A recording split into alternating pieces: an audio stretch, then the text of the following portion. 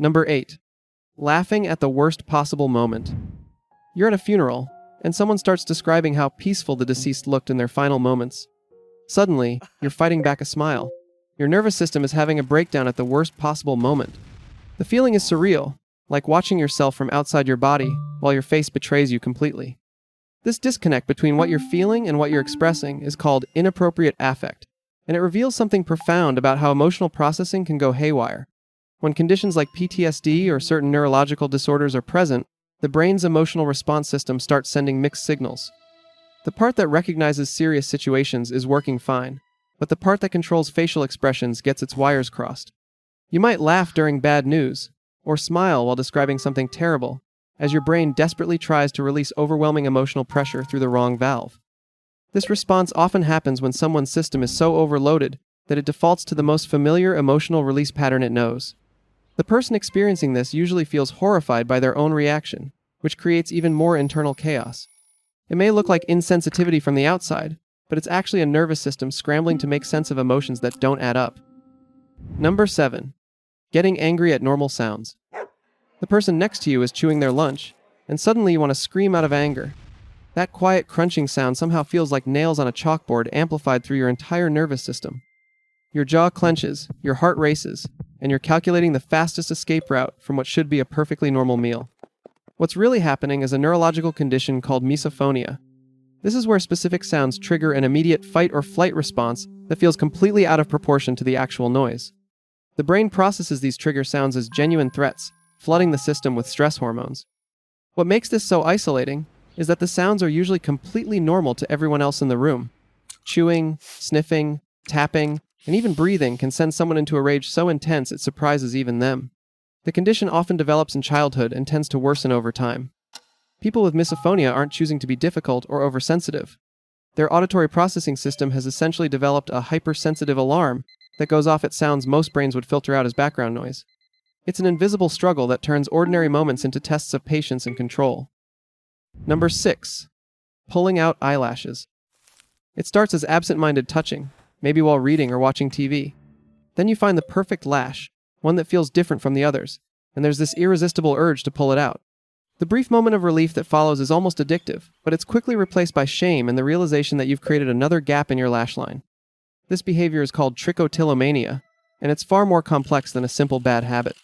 It's a body-focused, repetitive behavior that often emerges during times of stress, boredom, or emotional overwhelm. The act of pulling provides a temporary sense of control and release, similar to how some people bite their nails or pick at their skin.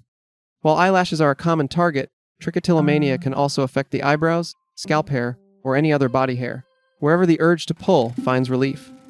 Hair pulling can create visible damage that becomes increasingly difficult to hide. The urge to pull often feels almost automatic, happening during moments when conscious attention is focused elsewhere. Many people describe a specific sensation they're searching for, like finding a hair that feels coarse or out of place. The pulling itself can provide a brief dopamine hit, but it's followed by regret and attempts to hide the evidence. This creates a pattern where stress leads to pulling leads to shame, and shame creates more stress. Understanding this cycle is the first step toward breaking free from a behavior that feels almost impossible to control. Number 5. Always feeling like a burden. They apologize for taking up space in conversations, for needing help with simple tasks, for existing in any way that might slightly inconvenience others. Every request feels like an imposition, and every need like evidence that they're too much trouble. You watch them shrink themselves smaller and smaller, as if their mere existence is a problem that others have to solve. This persistent sense of being a burden isn't just low self-esteem, it's often a sign of depression, borderline personality disorder, or rejection sensitivity dysphoria. The brain has become convinced that their very presence creates work for other people. This feeling goes deeper than occasional self-doubt. It's a core belief that their needs, emotions, and existence are fundamentally unworthy. They might avoid asking for help even when they desperately need it, or they might over-apologize for normal human behaviors like having opinions or taking up physical space. The internal narrative becomes a constant calculation of how much trouble they're causing and whether people would be better off without them. What makes this so painful is that the person often becomes hyper-vigilant about signs that they're being too much. A delayed text response becomes evidence that they're annoying. A friend canceling plans becomes proof that they're burdensome. The brain starts interpreting neutral social cues as confirmation of their worst fears about themselves. Number 4. Needing everything to be even. If they tap their left hand, they have to tap their right hand the same number of times. If they step on a crack with one foot, the other foot needs to find a matching crack. Walking becomes a careful dance of symmetry, and sitting still requires both sides of their body to feel balanced. Every movement gets filtered through an invisible rulebook that demands perfect equilibrium. This need for evenness is a form of OCD, where the brain demands perfect symmetry to quiet an internal sense of wrongness that feels unbearable.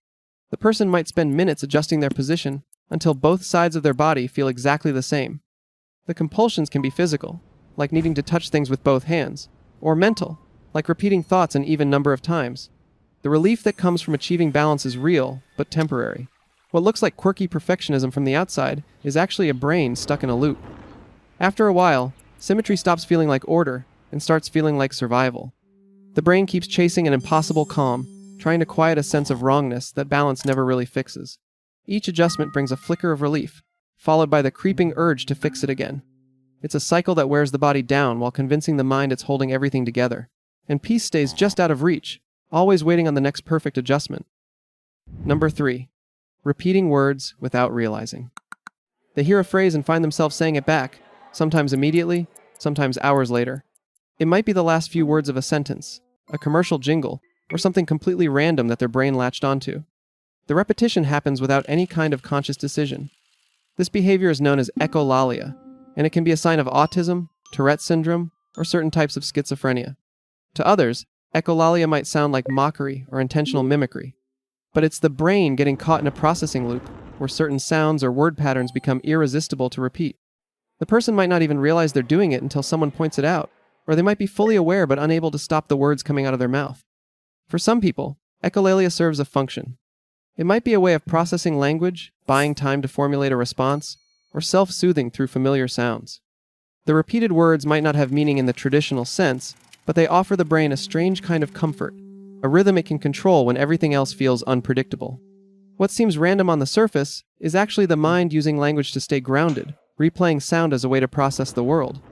Each echo is the brain's quiet attempt to turn chaos into something it can finally understand.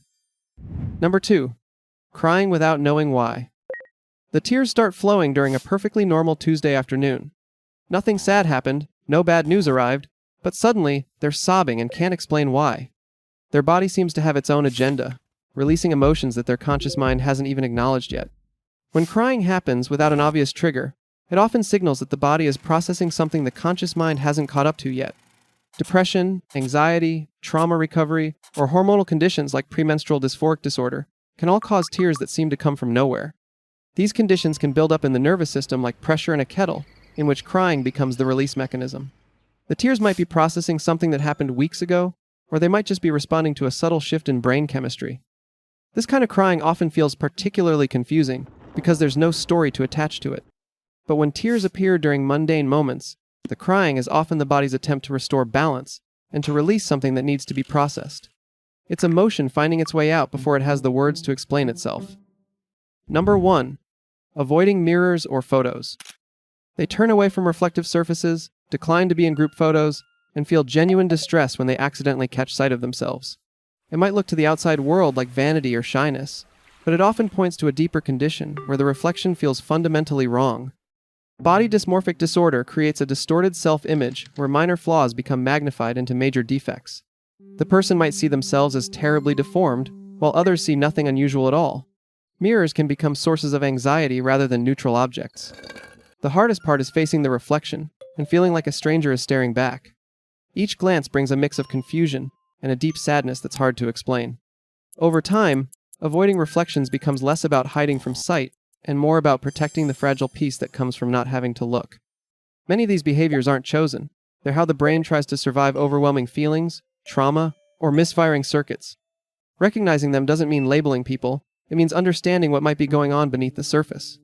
And sometimes, that understanding is the first step toward getting the right kind of help. We explain a lot around here. Subscribe, so you don't miss what's coming next.